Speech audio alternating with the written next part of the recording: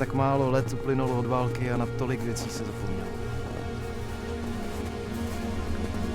Když jsme dorazili do Ruska, byl na nás žalostný pohled.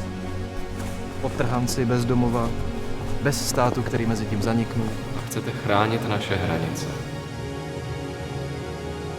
Já vím, že jsi byl ve válce, že jsi byl na frontě, to o tobě v útvaru víme všichni. Jak dlouho jste spolu sloužili? Je lepší mít ve věcech pořádek. My jsme slušní lidé a slušní lidé se navštěvují.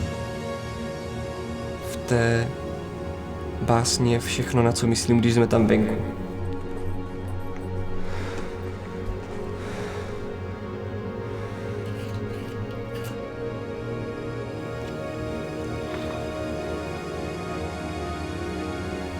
Taky neber na procházky do lesa. Jsou tam vlci.